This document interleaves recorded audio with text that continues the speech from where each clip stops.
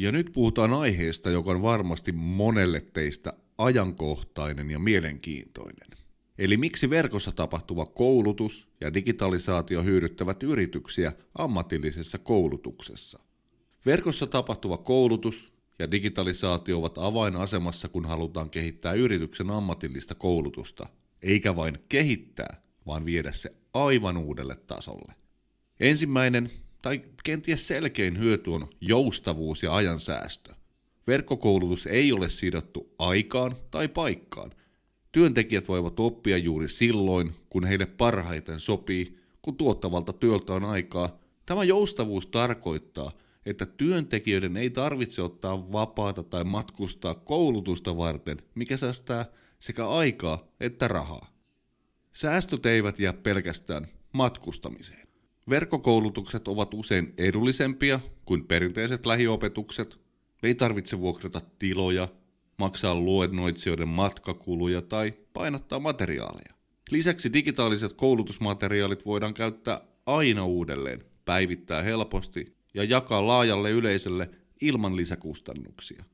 Digitalisaatio mahdollistaa myös yksilöllisyyden huomioimisen. Jokainen oppii oman tahtiinsa ja omalla tyylillään. Verkkoalustat, kuten myös meidän oppimisympäristö, tarjoavat mahdollisuuden räätälöidä oppimispolkuja siten, että jokainen työntekijä saa juuri sellaista opetusta ja tukea, mitä tarvitsee. Tämä parantaa oppimistuloksia ja lisää motivaatiota. Teknologia kehittyy jatkuvasti, ja alalla kuin alalla täytyy pysyä ajan tasalla. Verkkokoulutukset ja digitalisaatio mahdollistavat uusimman tiedon ja taitojen jakamisen nopeasti ja tehokkaasti. Päivitykset ja uudet koulutusmoduulit voidaan lisätä käden käänteessä, mikä varmistaa, että henkilöstön osaaminen on aina ajan tasalla. Digitalisaation avulla voidaan myös seurata koulutuksen etenemistä ja vaikuttavuutta tarkemmin kuin koskaan aikaisemmin. Analytiikan kautta voimme saada tietoa muun muassa, kuinka hyvin työntekijät omaksuvat uusia tietoja ja taitoja, mikä mahdollistaa koulutusohjelmien jatkuvan parantamisen. Tämä data auttaa tekemään päätöksiä perustuen faktoihin, ei mututuntumaan.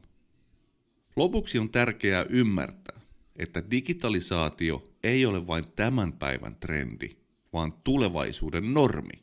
Yritykset, jotka ottavat digitalisaation ja verkkokoulutuksen omakseen, ovat valmiimpia kohtaamaan tulevaisuuden haasteet.